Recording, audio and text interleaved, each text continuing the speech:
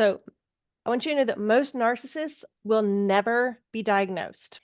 And it's up to us to know the red flags, call it for what it is, and do what we have to do to protect ourselves. And it's like they're part of a secret society where it's almost like they have this code book, this handbook of exactly what to do with the instructions of how to act, things to say. This is what you do when you're a narcissist, and they all do the same things.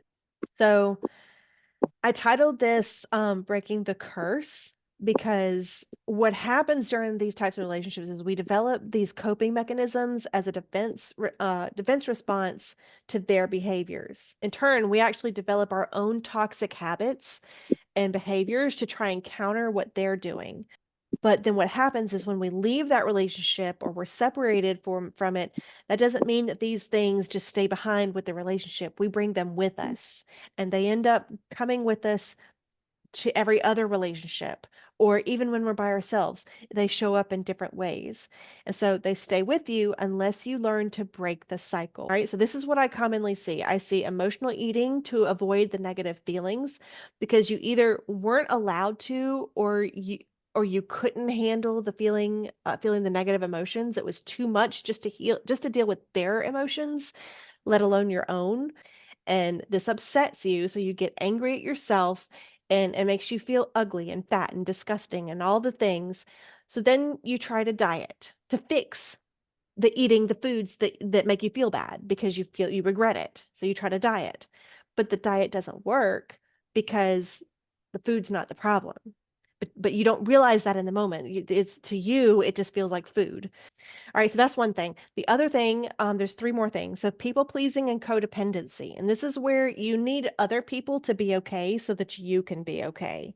So what happens with this is we can't handle any kind of conflict, and you have no boundaries. You say yes to everything. You're constantly apologizing for things. And you don't want anyone mad at you, and you put everyone else first and yourself last. And what happens is you get used and abused and trampled on and run over, and and it's not just at this point when you're a people pleaser, it's not just that relationship, because this, like I said, this carries into every other relationship. You do this with everybody now because this is about you. It's not about the relationship anymore. This is about you turning against yourself, and you lose your self-worth. You lose your identity. You lose your value. And that's why you're doing this, because you're actually looking for validation and acceptance. Okay, so there's that. Then you have the self-loathing and self-sabotage. This is where you resent yourself. You're angry with yourself. You don't like being alone because you don't like yourself. You have negative self-talk. You're very critical of yourself. You can't even look in the mirror because you don't like the other person. You don't like who you see in the mirror. And then the last thing that I see also, there's other things, but these are the four big things that kind of all cycle together. They all connect to each other. And the last one is finding yourself in recurring toxic relationships.